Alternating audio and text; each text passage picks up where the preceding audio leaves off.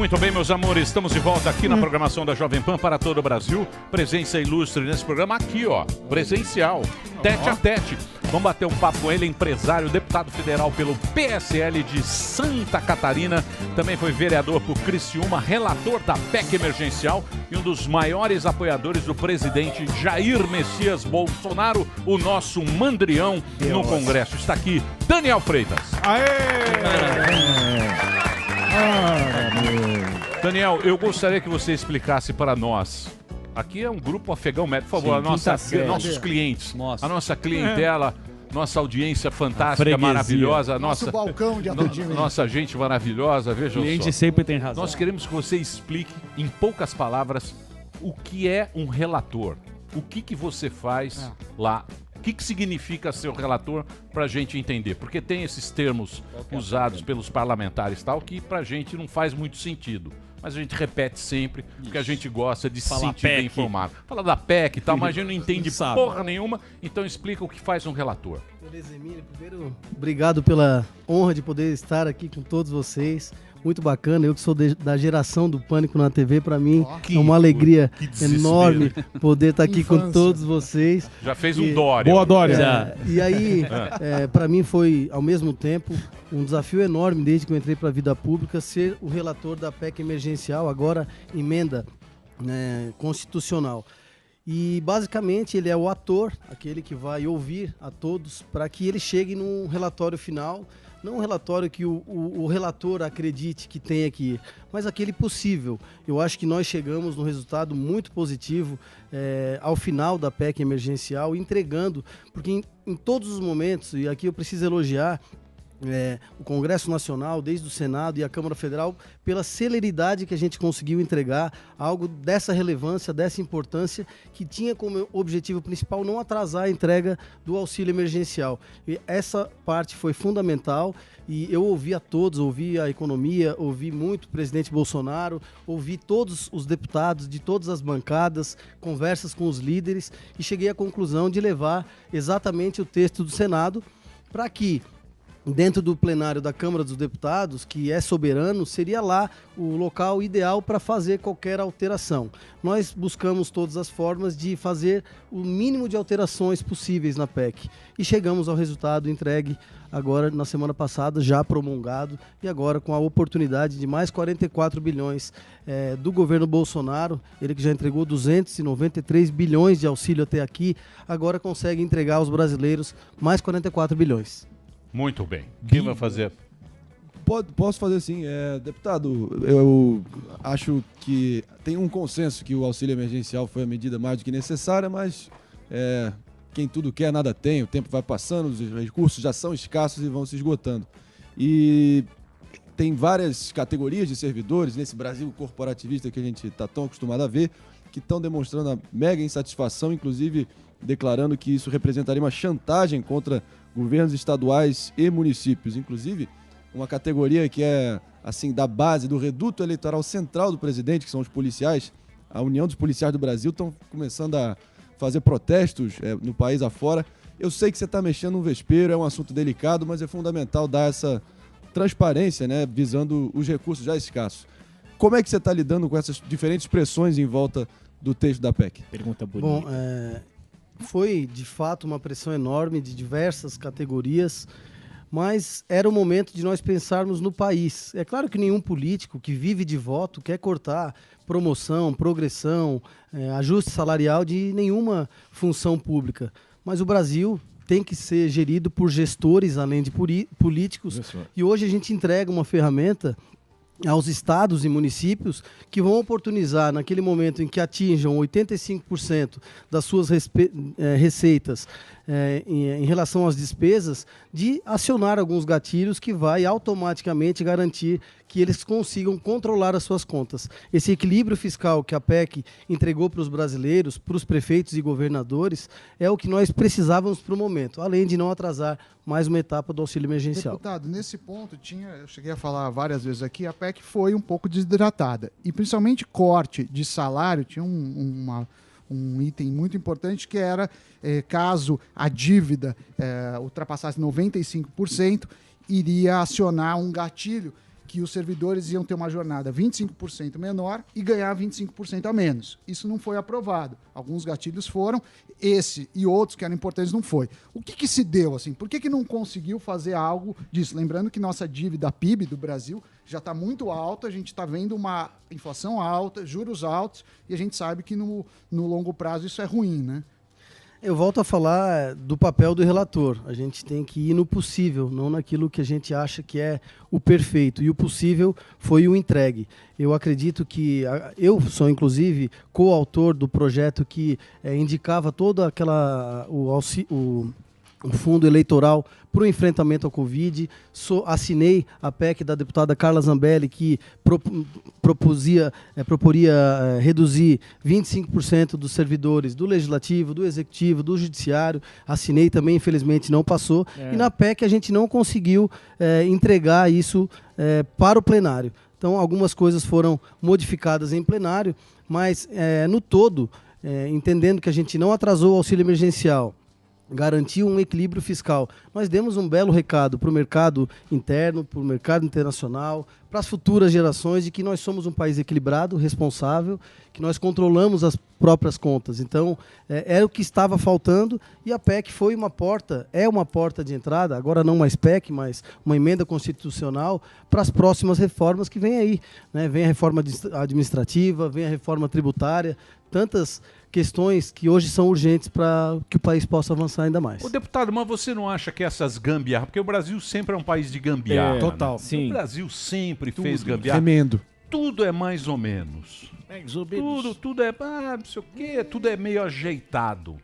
Né? Tudo fica nessa... Mal que a ajambrado. gente conseguiu, desde que... É um jeitinho, desde né? a Tem até o República- livro do... Mal ajambrado. Desde o Império, é assim. Sim. Você acha que isso vai mudar um dia ou a gente sempre vai ser o país que vai deixar ali, faz uma gambiarra ali, põe um pino T País do ali, quase. puxa um O Miguel, né? dando migué. Você acha que sempre vai ser assim? Eu sou um brasileiro muito otimista em relação à questão da PEC. Eu tive a honra de ser o relator e que, na minha opinião, desde a Lei de Responsabilidade Fiscal, nada tão importante passou ali. Então, é o sinal que nós estamos para o conserto daquilo que antes era o puxadinho, né, o jeitinho das coisas. Isso a gente coloca regras claras de como o administrador deve se comportar. Então, isso é um sinal muito positivo para os brasileiros e para os jovens. Eu que sou pai do Henrique, do Rafael, que eu quero que eles tenham aí um futuro próspero e seguro, certamente vou lutar pelo que for possível para a gente chegar nesse caminho. E o presidente Bolsonaro tem dado todas as demonstrações de que quer isso. Você é de Criciúma? Sou de Bela. Criciúma. Quando é que você entrou na política? Quando que você... Eu entrei em Você foi vereador lá, né? Fui vereador em 2012. Teve banda de reggae. Fui vocalista de banda de reggae durante Nossa, 10 4h20. anos, antes de entrar na vida pública. Minha família é uma família empresária e meu bisavô, Dionísio Freitas, foi deputado federal. Naquela época era senador biônico, não era votado, era convidado pelo presidente da República. E depois dele, ninguém mais da minha família entrou nessa atividade pública. E aí veio eu com essa vontade de contribuir para as pessoas e deu tudo certo. São 3 eleições, graças a Deus 3 vitórias. Santa Catarina me prestigiou com muitos votos, eu recebi 142.571 votos. Lá são 295 municípios, eu fui votado em 288, então o meu abraço à minha querida e bela Santa Catarina e à minha cidade de Criciúma, que me honrou desde o meu primeiro mandato de vereador, que foi uma grande escola para esse meu mandato de deputado federal. Ô, deputado, nessa sua PEC, existiu algum conflito entre a economia, né, da questão do Paulo Guedes, alguma divergência de texto com o governo, com o executivo, entre o Paulo Guedes e o Bolsonaro ou não? Não existem 2 governos, né? Nós temos um governo, mas é claro que cada pasta pensa naquilo que é o mais ideal. O ministro Paulo Guedes tinha um entendimento de que a PEC, o texto ideal, seria aquele que eu, como relator, levei ao plenário da Câmara dos Deputados. Mas, como nós percebemos as pressões das categorias, principalmente da segurança pública, que é uma base muito forte do presidente Bolsonaro, fez e faz com que o próprio presidente quisesse, não prejudicando a economia, promover algumas questões que levassem uma melhoria para essas categorias na PEC. Foi o que nós conseguimos em plenário. Nós tivemos uma grande ameaça, que foi quando entrou o destaque 14 ao longo da tramitação, que foi oferecido pelo PT, onde os deputados que fazem parte da segurança estavam votando naquele destaque do PT, porque aquele destaque, ele, na verdade, ele deixaria a entrega do auxílio emergencial, mas para não prejudicar aí a questão das forças policiais, eles estavam votando a favor. Foi o momento do acordo, onde nós ligamos para deputados, a equipe da economia estava dentro do plenário e nos oportunizou dizer o seguinte: olha, vocês revertam esses votos aqui no destaque 14, para que a gente garanta o coração da PEC. O Sami fala muito disso, da questão do equilíbrio fiscal, e a gente conseguiu, então, entregar, através desse acordo, promoções e progressões, aí não somente para a segurança pública, mas para todas as categorias, Marinho. Fazer uma pergunta aqui pro Daniel aí. Presidente. Eu não sabia que ele tinha se passado aí de cantor de reggae, tá ok? Então eu queria saber, no tocante à legalização da maconha, qual a sua opinião? Você fica divergente ao seu passado de cantor de reggae? e você com o PSL aí? Qual que é a sua opinião aí?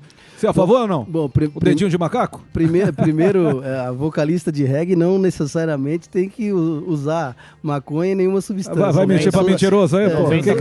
Eu sou apoiador da cultura, do esporte. Okay.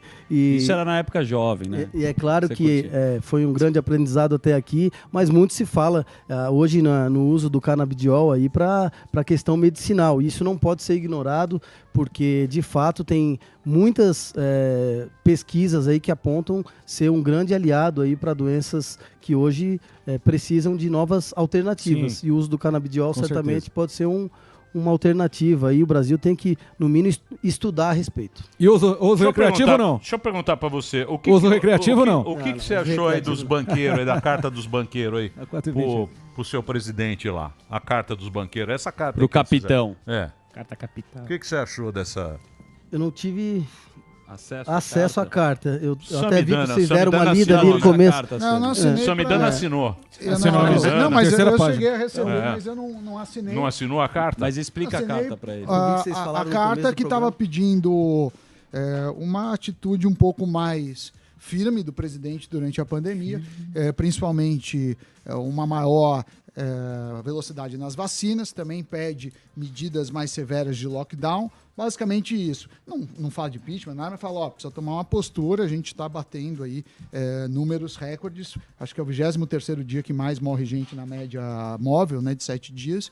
Então, basicamente isso, aí vários banqueiros, ex-presidentes do Banco Central, diretores de banco, economistas, professores da USP, da FGV, do INSPER, assinaram. Bom, tirando a questão do lockdown aí, que eu discordo completamente, inclusive estranha muito chegar em São Paulo dessa forma, parece que eu estou chegando lá no inverno na minha praia do Rincão, lá no sul, que não tem ninguém na rua, é estranho demais, mas olhando pelo lado, foi falado aí nós falamos do lockdown. Lockdown, vacinas. Vacinação. Acho que a maior política fiscal que o Brasil pode entregar agora é a vacinação em massa. Nós não tínhamos essa ferramenta contra o Covid-19 e é agora que nós temos a esperança, mas essa 1 milhão de doses aí da AstraZeneca que chega até maio. O desejo e a expectativa é que se vacine os 4 primeiros grupos e até setembro metade da população brasileira possa estar vacinada. Com isso, a gente acredita que não seja necessário novos encaminhamentos do auxílio emergencial. Não quer dizer que esses 44 bilhões serão suficientes. Em caso de não sendo suficiente, certamente o governo Bolsonaro, o Congresso Nacional vão entregar novas medidas aí para que ninguém fique para trás. Você é contra o lockdown? Você acha que não funciona? Bom, eu estava naquela viagem do presidente Bolsonaro a Miami, então eu peguei o coronavírus já faz 1 ano, foi em março do ano passado. E quando eu cheguei... Ele que trouxe, bonito. Obrigado, viu, Daniel? Foi o Marco Zero. Nada disso. Marco Zero. E não tinha nada sobre a doença, a gente não tinha sobre o tratamento precoce, a gente não tinha nem expectativa de vacina. Então, a gente foi aprendendo com a pandemia. Eu acho que esse aprendizado ele é muito válido. A PEC, ela traz hoje ferramentas que nos permitem trabalhar em novas pandemias, em novos momentos de pandemia. Então, agora é pegar o que se aprendeu e traduzir para o futuro breve. A Mas o que também pede máscaras gratuitas do tipo PF2, que parece que custam R$3 compradas em escala, que o governo faça isso e mostra aí numa conta que o atraso da vacinação já custou 131 bilhões de reais, mais ou menos isso estimado, né? Que a gente demorou para falar vacina. O presidente, na escritura, o presidente ficou insistindo em cloroquina, falando em outras coisas. Parece que a questão da vacina é um pouco mais delicada, né? Porque tem um protocolo. Por que a gente demorou tanto para entrar nas vacinas? Bom, só respondendo primeiro que eu falei e não respondi ao Emílio a questão do lockdown. Eu sou contra o lockdown do jeito que é proposto. Eu acho que nós temos sim que preservar o grupo de risco, os idosos, as pessoas com comorbidades, mas a gente tem que cuidar da saúde e da economia na mesma intensidade. Desde o início eu tenho falado isso na mesma linha do presidente Bolsonaro, que a gente tem que cuidar dos CNPJs. Ver hoje a turma dos eventos, dos bares, dos hotéis, dos restaurantes, essa turma, eles não têm mais saída. Então a gente tem que encontrar alternativas para que se entregue o serviço, que eles possam... O serviço essencial é todo aquele que coloca o pão na mesa do cidadão brasileiro. Eu acho que nós temos que encontrar, com a vacinação em massa, uma forma de poder trabalhar com protocolos de cuidados, mas que o Brasil consiga ir avançando aos poucos até que se enfrente por total a pandemia. Agora, voltando aqui, com a vacinação. Com a vacinação, por que demorou? Eu acho que o mundo inteiro está aprendendo com a pandemia, Sim. Não há dúvida nenhuma. Aí comparar o Brasil com os Estados Unidos, o Brasil com Israel, o Brasil com a Nova Zelândia, se pegar Israel e Nova Zelândia e juntar tudo, não dá São Paulo. Né? Os Estados Unidos está comparando com o Brasil um mendigo com o Bill Gates. A gente está aprendendo dentro das nossas possibilidades. Nós já temos aí 500 milhões contratados de vacinas até setembro. Mas o Sami colocou bem, né? Você não acha, você que é um apoiador do governo, tá lá dentro, conhece bem o Bolsonaro, não errou no processo? Porque tinha que comprar vacina bem antes, né? Então, mas isso aí... São dois detalhes aí. Isso aí tem uma coisa. Porque, por exemplo, a vacina saiu rápida porque pela primeira vez na história juntou tudo. Juntou a iniciativa pública, privada, universidade, juntou tudo. Os Estados Unidos foi lá, a hora que o Trump estava lá, ele falou, eu banco. Ele bancou mesmo sem saber o resultado. Sim. Esse é que é o problema. Por isso que ele tem essa quantidade de vacinas. Mas nem esse é o questionamento. Mas também só mas era uma estratégia... Pô, a Alemanha não tem vacina. O Chile já vacinou 40% da população. Não, a questão é do discurso. O Chile é menor. Sim, eu não estou falando do percentual. Eu concordo com isso. Não dá para comparar a gente. O problema é ficar comparando o Brasil com o Chile. Não é isso. É o discurso mesmo. Todo mundo deveria... Eu falei isso no passado, que a melhor estratégia é você negociar com vários, porque você não sabia a eficiência, você não sabia o preço. A gente ficou muito na vacina aqui em São Paulo. Assim, o Dória tem várias críticas a ele, já fiz várias críticas, mas ele conseguiu uma vacina. Talvez sem ele não tivesse antecipado isso. Assim. Por que a gente demorou tanto? A gente ficou cloroquina e, mano, pegou questionando as vacinas. E questionou as vacinas. Mas, Sam, eu acho assim, que a crítica à demora de vacinas compradas do exterior, ela também está escondendo a opção do governo brasileiro de fabricar as próprias vacinas aqui. Se o governo Bolsonaro não tivesse tomado essa decisão, nós teríamos hoje apenas 18 milhões de vacinas do Brasil. Então, fabricar no Brasil nos projetou a 500 milhões de doses. Então, isso é um mérito do governo Bolsonaro. E mas a crítica que eu acho que a gente está fazendo é assim, ano passado, tudo bem tentar ver os tratamentos precoces, investigar, mas seria uma questão de risco, de diminuição de risco, você negociar com vários fabricantes. Ninguém sabia o que vacina ia dar ou não, ninguém sabia. Falar, apostei numa ou outra, sorte.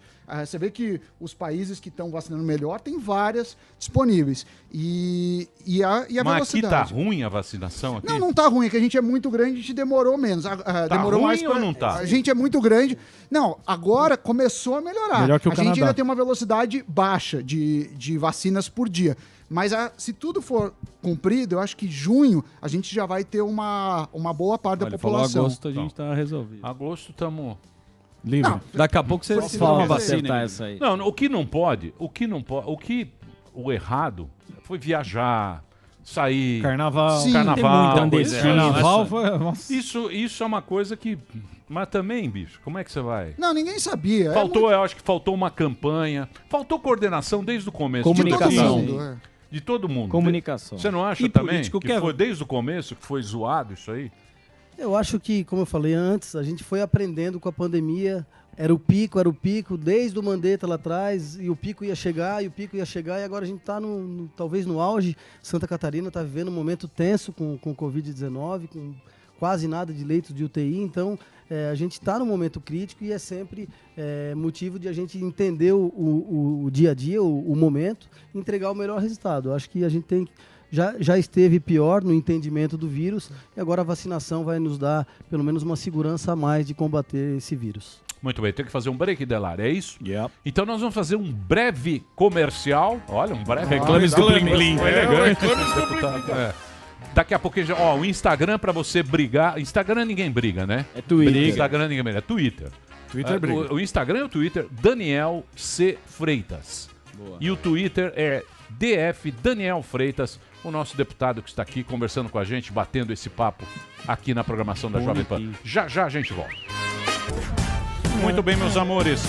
Estamos de volta aqui na programação da Jovem Pan para todo o Brasil. Presença do Daniel Freitas, deputado federal do PSL de Santa Catarina. Ele é relator da PEC aí, que é a PEC emergencial. E também ele é... Você é do partido. O Bolsonaro não é mais PSL, né? Deixa eu fazer essa pergunta. Você é PSL? PSL, o Bolsonaro saiu do partido, mas nós não, deputados que nos elegemos pela sigla, não temos condição de ficar sem partido ou mudar de partido a qualquer momento. Muito bem. E o que você está fazendo de bom lá? Bom, Emílio, eu tenho uma pauta muito voltada para ciência e tecnologia, com projetos nessa área. Fui um dos autores da Lei da Informática, muito importante aqui para São Paulo, para Santa Catarina e para outras regiões, Zona Franca de Manaus. Inclusive foi uma discussão grande agora dentro da PEC emergencial. Tenho projetos que facilitam a importação e a fabricação de carros elétricos aqui no Brasil. Algo que a gente tem buscado muito. Acho que o Brasil inteiro acompanhou essa busca por trazer carros elétricos ao Brasil. A Tesla foi a nossa grande âncora aí que nós queremos, e não paramos por aí, a gente vai em busca desse objetivo. O ministro Marcos Pontes abraçou essa causa e o próprio presidente Bolsonaro também. Eu acredito que no futuro breve a gente alcance essa pauta de trazer uma Tesla para o Brasil ou algo dessa envergadura, carros elétricos, que é uma mudança de paradigma, de patamar. Sou muito ligado ao esporte, quero mandar um abração para o nosso super secretário Marcelo Magalhães. Acabamos de realizar lá em Criciúma a mais atual pista de skate, um skate park do Brasil. Fizemos lá, foi Bob Burnquist, foi o André Barros, que nos ajudou em todo o projeto. O Pedro Barros foi o nosso campeão, foi uma etapa do STU que valeu pontos para as Olimpíadas. Estou ajudando muito o surf também. Então eu estou basicamente em todas as áreas. Esporte, tecnologia, Minas e energia. Eu trabalho bastante também. E tenho projetos na área que auxiliam. Um bacana do esporte é que transforma o atleta individual, aquele atleta independente, em microempreendedor individual. Hoje um patrocinador não tem nem como aportar recursos, ele não pode receber um cartão de crédito porque ele não tem conta no banco. Então transformar esses atletas em microempreendedores individuais, eles serem a própria empresa e também outras pautas. Por exemplo, o Brasil, eu sinto que o Brasil, para quem quer empreender, para qualquer cara, você quer abrir uma lanchonete, ele é caro e lento. Tudo no Brasil é caro e é lento. Você vai montar uma firma com uma sapataria. Ele é caro, custa caro e é lento. Por que existe isso? Por que acontece isso? E por que isso não se resolve? Agora eu vou mandar um abraço para o Caio Andrade, secretário do Paulo Guedes, de Desburocratização e Governo Digital, que tem como missão encurtar esses espaços e tornar muito mais fácil todos esses processos. E é uma meta e é um desafio do governo Bolsonaro e tem acontecido. A Caixa Econômica Federal, com a entrega do auxílio emergencial, conseguiu encontrar vários invisíveis aí por todo o Brasil, e hoje essa nova entrega do auxílio emergencial vai ser muito facilitada, sem aglomeração, um encaminhamento digital aí que vai chegar na outra ponta, evitando toda essa burocracia. Então, um dos processos do governo Bolsonaro é encurtar essas distâncias. Você falou da Zona Franca, né? A Zona Franca, lá, eles chamam de polo industrial também, né? Você tem vários equipamentos, né? De menos linha branca que aqui em São Paulo. televisão, moto também faz lá. E lá é um dilema, porque por um lado o pessoal de lá fala, ó, tem que manter o incentivo, porque senão o pessoal não vai ficar sem emprego, miséria, e pode até destruir a floresta. Por outro lado, a gente paga esse custo, né? O pessoal de São Paulo fala assim, ó, vocês estão fabricando lá, olha o frete que eu pago para levar para lá, para voltar, é ineficiente. Como que você vê essa questão? Qual que seria, assim, a sua proposta para acomodar isso? Então, por isso que nós somos hoje, o Brasil é o segundo maior produtor de iPhone, só perdendo para a China.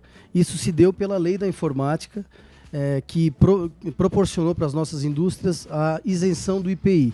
Aí veio a Organização Mundial do Comércio e falou, ó, Brasil, vocês têm até dezembro de 2019 para alterar essa legislação sob pena de sanção da Organização Mundial do Comércio. Foi quando nós entramos no Congresso, onde eu sou um dos autores, que criou créditos tributários que vão regredindo até 2029 para garantir essa competitividade da nossa indústria de tecnologia, não acontecendo exclusivamente na Zona Franca de Manaus. Então, esse foi mais um acordo feito na PEC para que a lei da informática ela venha agora no plano de redução tributária, que vai vir do Executivo para o Congresso Nacional, para trazer de 4% para 2% em 8 anos, e a gente vai garantir que, por ela estar em consonância com a PEC, que ela esteja inserida aí, garantindo essa atividade por todo o país, já bem destacada aqui em São Paulo, em Santa Catarina e em outros cantos do país. Deputado, e essas reformas? Agora está uma confusão, né? Agora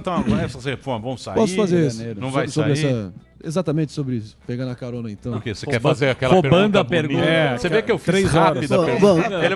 Ele vai fazer... O André Marinho é a cara do Humberto Leão. Alguém já deve ter falado isso pra ti. Quer me fuder, bebê? O Marinho tá bronzeadíssimo. O Marinho tá laranja hoje. O Marinho é o nosso candidato. É o único candidato aqui do pro Brasil navegar melhor na lancha. Isso. Brasil feliz de novo. O Brasil todo vai andar de lancha. Sim, todo mundo. O Brasil vai ser Angra dos Reis. Marinho tá laranja. Cuidado o Brasil será Angra dos Reis. Isso. Vai ser nossa Cancún. Churrasco na granja. Na lancha. Na lancha. É bom, na granja. Vai lá, faz a pergunta. Da palestra. Não, mas bonita. Eu e o Aquela caprichada. Do colo. Olha só, meus compatriotas. Vai lá. Vamos lá. Basicamente é o seguinte, cara. A gente tá sempre adotando, pelo menos eu, o Sami, a pessoa aqui em diferentes graus, uma postura de cobrança, de fiscalização em relação ao governo federal. E a gente, assim, longe de ser o quanto pior melhor, a gente realmente quer ver a agenda reformista que levou esse governo ao poder, de fato, ser ensejada, acontecer de fato. Então, eu te pergunto, qual está sendo a dificuldade em relação à tributária e administrativa? A administrativa, que basicamente não atinge o alto escalão do funcionalismo público, e a tributária, que foi fatiada em 3 partes, sendo que está muito tímido, muito aquém do que pode vir a ser. Tudo bem, a política é a arte do possível, mas não está tímido demais, cara. Trilogia.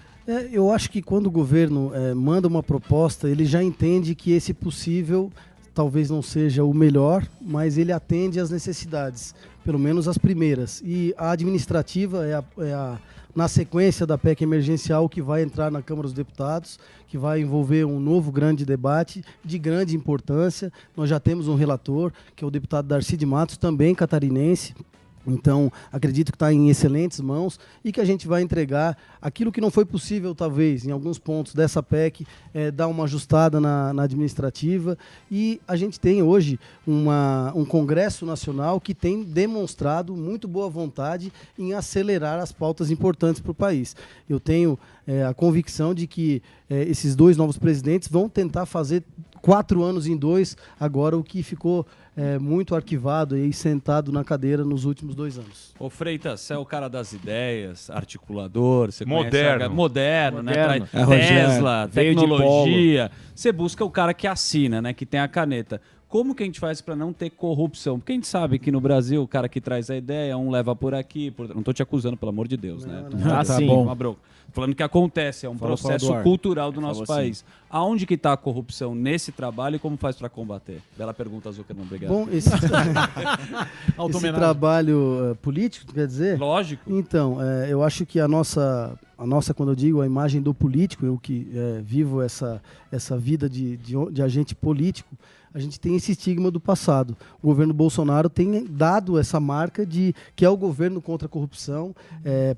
Podem chamar ele de tudo, mas não podem o chamar de corrupto. Então essa é a marca que ele tem deixado como legado, e nós, que somos da nova geração da política, temos a obrigação de levarmos isso adiante, darmos o exemplo. A minha única conversa com a Polícia Federal foi agora nessa questão da PEC, para entender quais eram os melhores encaminhamentos possíveis para atender as demandas deles. Sentei com a PRF, com a PF, ouvimos todas as classes. Então é importante que a gente dê o exemplo em primeiro lugar. Combate à corrupção fez parte da nossa campanha, tanto minha quanto do presidente Bolsonaro, como todos nós que nos elegemos sobre as mesmas bandeiras, e é isso que a gente já está entregando. São mais de 2 anos e basta fazer isso que a gente mostra que o Brasil vai dar certo. Sobra dinheiro em estatais que antes eram deficitárias por corrente, aí, com anos correntes, e agora, pelo fato de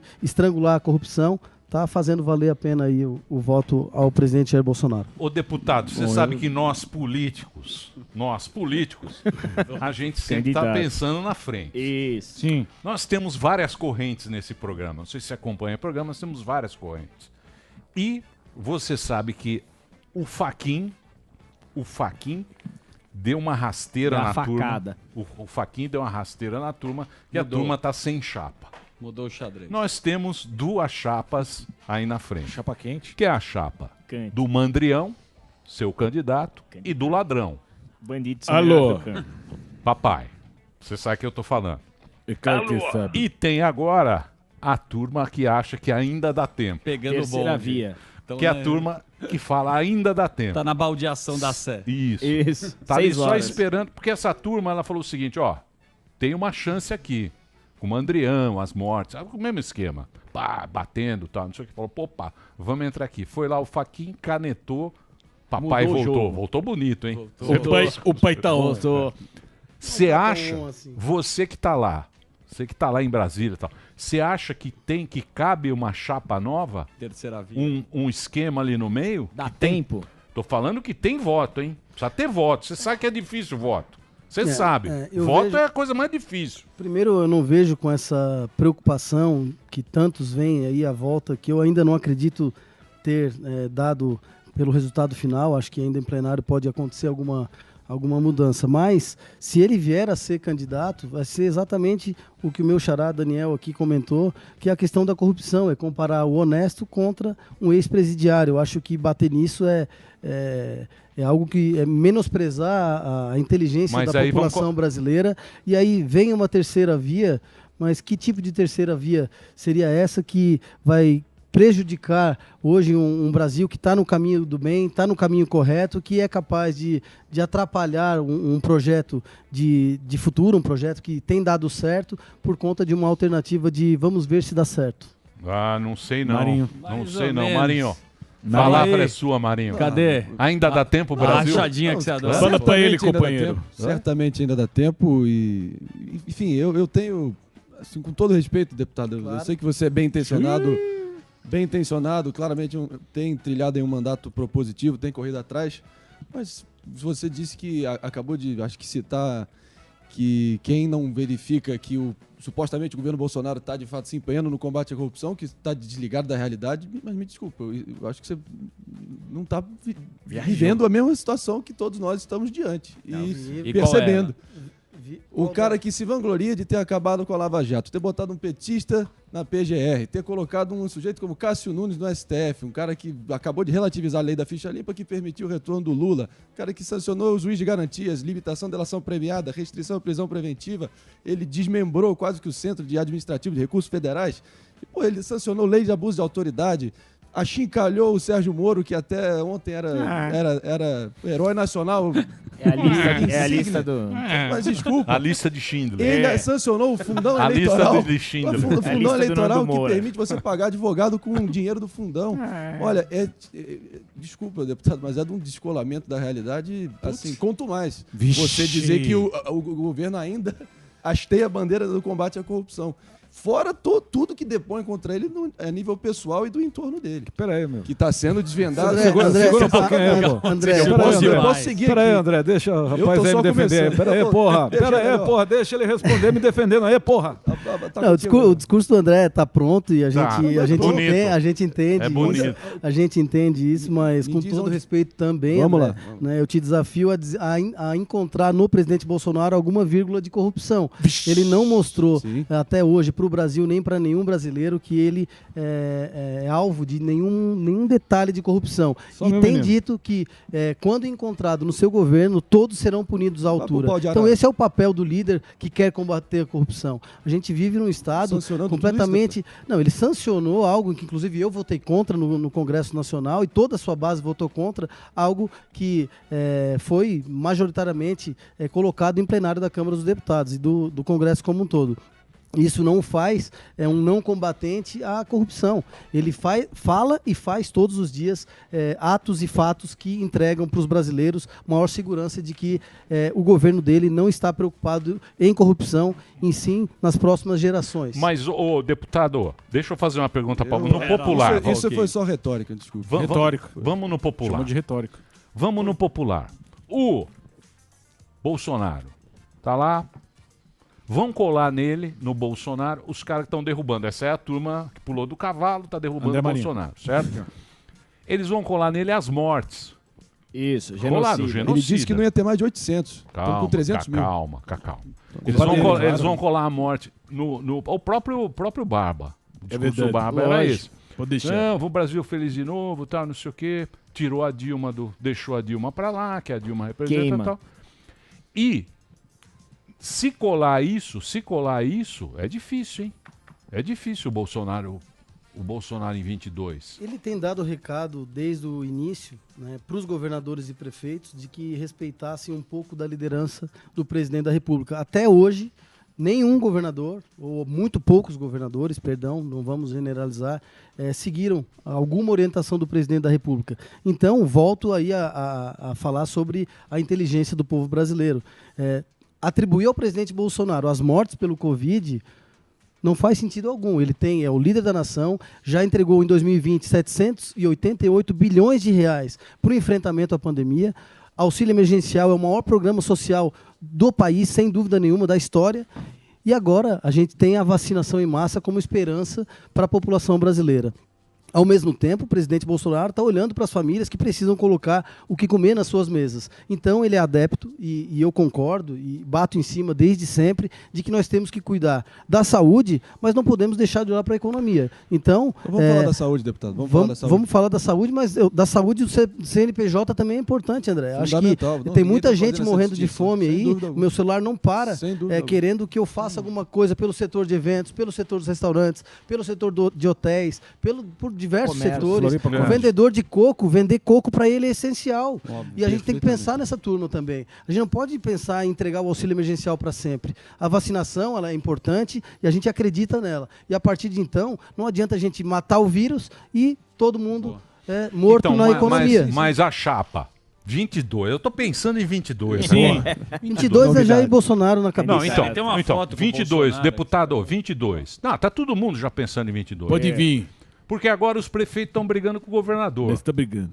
Tá, primeiro brigou. Mas vamos dar um passo atrás. Primeiro brigou o Bolsonaro brigou com os governadores. Lembra lá que teve lá os governadores que se juntaram? Lá no começo, lá atrás. Brigaram, fizeram um negócio, fizeram esquema, show dos governadores e tal. Brigaram. Aí entrou o Supremo, que aí o Supremo falou, cada um decide. Agora tá brigando o prefeito com o governador. Então tá uma puta briga. Agora o problema é o seguinte, será que dá tempo para 22? Que acho que essa pandemia, o que vai estar? Metade da população em agosto? Agosto já vai dar uma acalmada. Que vai ter vacina, né? Já vai ter vacina. Já vai ter vacina. Hoje chega 1 milhão no Rio de Janeiro de vacina. Aliás, desejar sorte e melhoras aí pro Paulo Gustavo também, que tá internado, desejar força para ele, para a família. E você acha que nesse tempo que, ó, você vai lá e é 1 ano e meio só, hein? Pra vir um outsider? Não, Olha 1 só. ano e meio pra arrumar tudo, ter um resultado bom, porque se não tiver resultado bom, acho vai que o ser Bolsonaro... achincalhado. Mas vamos trazer que um o papai pouquinho. volta. Mas vamos Eu trazer já um tô- pouquinho para as eleições municipais. Quantos prefeitos não foram reeleitos? Eles estavam defendendo a pandemia, cuidando das suas cidades. Se trouxer isso para o Brasil, Bolsonaro está reeleito. Nós tivemos hoje campanhas no Brasil inteiro de prefeitos que estavam enfrentando a pandemia e no momento da pandemia crítico, que nós não tínhamos Mas ali muitas das tava coisas. caindo. Agora tá no... Agora tá no pulo. Agora tá feio o negócio. E olha, E o Barba voltou no time. Mais 1 ano e meio, vocês estão... É o timing. Sim, a fotografia. Como é que vai ser? Naquela época O Crivella lá no Rio foi dizimado, pô. Apoiado Dá pelo pra presidente. saber também. É um exemplo só. Poucos Mas a gente vai prefeitos, ficar André. pincelando. Se fizer uma pesquisa, vai ver que a maioria dos prefeitos foram reeleitos no momento de pandemia. Por exemplo, prefeito Cada é um monte de caso é um cidade, caso. município mínimo que não quer dizer nada. Por exemplo, São Paulo foi reeleito com duras críticas, eu inclusive, sobre a gestão da pandemia. Pelo menos, não sei quanto confiáveis são as pesquisas, mas mostra vários cenários o Bolsonaro perdendo. Bolsonaro foi só o Lula aparecer, botou a máscara, ficou lá bonitinho. Não, foi coincidência, então. Botou um globo lá, esférico na live também. botou o globo. Mas a pesquisa dava o Haddad presidente da República também. Sim, eu não. Mas você tá falando que mudou a postura. Não, eu tô Vai dar, falando assim. assim, o que dá para esperar assim Todas as pesquisas. desse ano e meio assim, da agenda econômica, do próprio Bolsonaro, assim. Eu diria que como visão de mercado foi uma decepção, assim, as reformas não saíram ainda, teve a pandemia, não tô só e não acho que é culpa só do presidente, são vários fatores. Mas assim, o que dá para esperar? 1 ano e meio de governo pela frente. Eu não tenho dúvida que se não fosse a pandemia, nós estaríamos num outro patamar, certamente, Flamengo. com todas as adversidades aí, nos trouxeram para essa realidade. As reformas vão nos colocar nesse caminho do crescimento. A reforma da Previdência foi um grande indicativo. Agora, a PEC emergencial, a grande porta de entrada para as próximas reformas. A gente trazendo esse equilíbrio fiscal para o Brasil, projetando o crescimento da economia, garantindo investimentos. Isso tudo faz nos crer que a gente já está colocando o país nos trilhos para não mais descarrilhar. Então, eu acredito sim que nos próximos 2 anos, com a vacinação em massa, enfrentando a pandemia, cuidando da economia, nós vamos sim chegar em 22 com uma outra realidade, com uma outra perspectiva e mostrando para os brasileiros que o país está em excelentes mãos com o presidente Jair Bolsonaro. Muito bem. Eu queria agradecer a presença, viu, meu querido deputado? Bacana o papo com você. Boa. Cara jovem aí, eu não conhecia pessoalmente. Que Bem foi? alinhado. Olha, Rogério, olha, né? só o Adoro Dória. O Dória. E a vacina? Dei o meu- Sua vacina não vai valer para Hoje- viajar. A vacina Puta, chinesa de agora João é Dória, essa. que salvou o Brasil. Só a vacina aqui. Importante, Então, importante. queria agradecer mais uma vez a presença do deputado que esteve aqui com a gente. O Twitter dele é Daniel Fé. O Instagram, @Daniel C. Freitas. Tá aí para você, para acompanhar ele pelas redes sociais. Obrigado, um abração para você lá do sul do Brasil, lá de Santa Catarina, pessoal de Criciúma lá, um lugar muito bacana. A gente Jaraguá, gosta muito de Jandira você. dos Carroeiros. Valeu, Isso, garoto. exatamente. Obrigado, Emílio. Timbó, Obrigado a toda a da Elsa, bancada. que é Foi um linda prazer enorme poder estar com vocês aqui. Sou fã de cada um de vocês. Vou continuar acompanhando aí sempre que solicitado. Vai ser uma alegria, uma honra poder Boa. voltar ao programa. Sempre Valeu, legal. deputador. Tamo junto É aí. isso aí.